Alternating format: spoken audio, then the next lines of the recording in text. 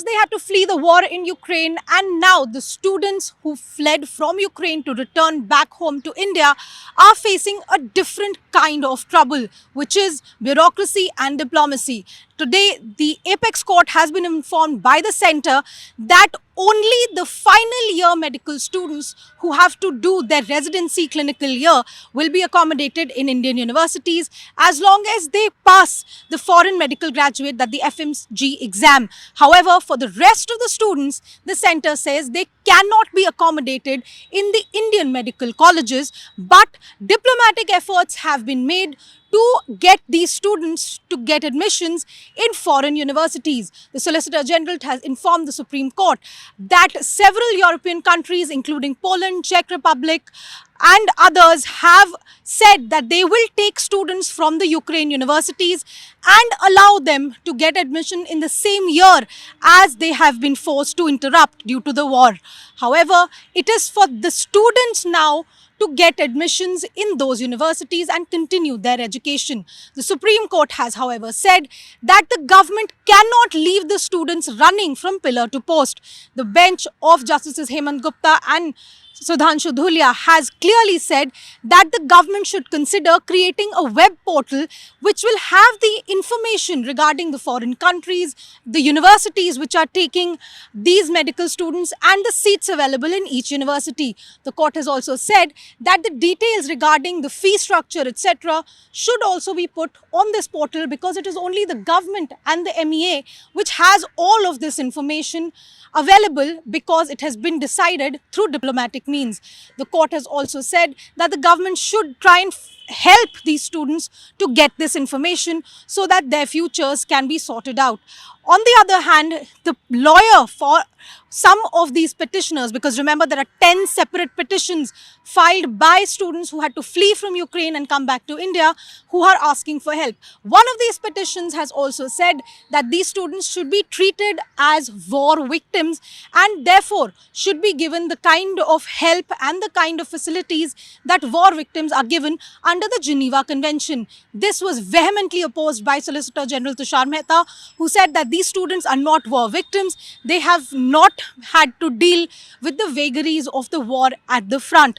However, the court did not accept this line of argument and has said that for now the government should consider creating that web portal to help these students. The government has also been informed by the Supreme Court that the petitioners have raised allegations that even as they are trying to go to other universities, go to other countries, there are dealers and agents who are trying to fleece these students, who are now trying to take advantage of the kind of stress situation that these medical students are under and extort money from them. The court has said that to prevent these students from being extorted and fleeced by these kind of dealers and agents, the government should step in and give the students information about the options available to them.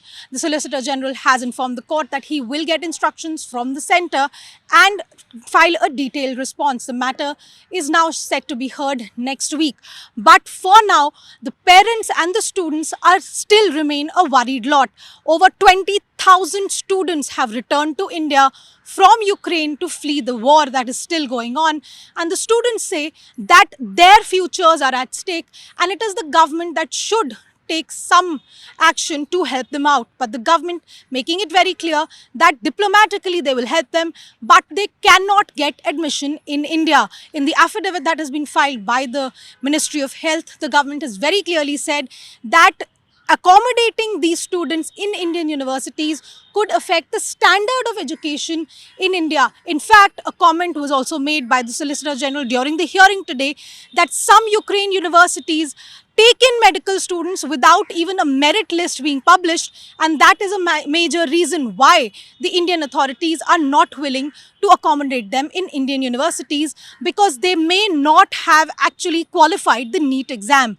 All of this will now be heard by the court when it takes up the matter next week. But this now comes as a slight ray of hope for the students who came back fleeing a war. Okay, you're representing these students. What's your name and are you representing some organization? Yes. I am Dr. Divya Reddy. So I am the Assistant Rector for Indian Students for Zaporozhye State Medical University, Ukraine. I am one of the respondents in the petition that has been filed towards the Indian students studying now university. Okay. So as of today, we are very thankful that government has done its part by bringing them safely, given them the correct time, rescue and all the things. But there are some considerations which the student is unable to voice out in front of the government. So the first question is that the academic mobility which was given. So there is no clarity on that since already students applied for academic transfer. When they applied for academic transfer, the universities of those countries said that we don't have enough number of seats, we can't give you transfers. So again, if academic... And these are the universities in the countries which are in that list that the center has now given. Yes, hardly in each country, very less number of seats were given for the academic transfer. And moreover, the curriculums were not matching. So the Ministry of External Affairs report, which is given to the Lok Sabha committee, they had clearly mentioned that the students who are applying to the transfer, it is really difficult. It is not like as you are thinking because the duration of the course. That means students due to the academic curriculum difference is losing 1 year or 1.5 year back, and he has to pay double the amount of the fees which is already paying, and the quality of education is compromised. Moreover, the student has to struggle with the visa procedures going outside. And all of this was in the MEA report. It was there in the MEA report. That is the reason they have requested to reconsider the Supreme Court's honorable judge to look into this matter, and definitely they also looked the matter. They gave the concerned people the notification, the state governments and the NMC. But today the government is saying that no, we've done this via diplomatic channels, that there are several European countries who have agreed to take these students. Are they the same countries, or is there any change in what the government is saying now and what the MEA report had said? See, as of today, since we have done a lot of groundwork, I personally have gone to many of the countries myself, from Thailand to Poland, and I really agree with the report of the Ministry of External Affairs that it is not so easy to do the academic transfer.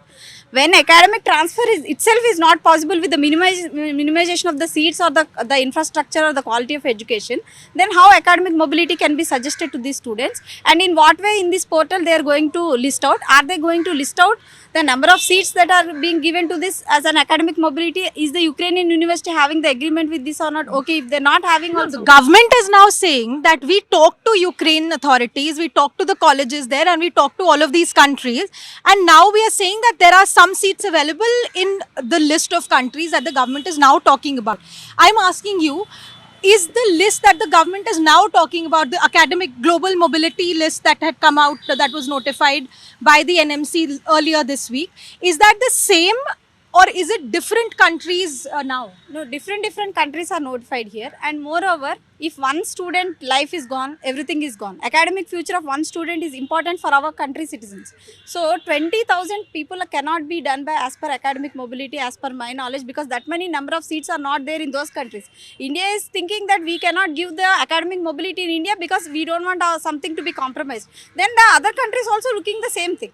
So okay, they may consider 100, 200, but they will not consider 18,000, which is again a stress to the Indian students.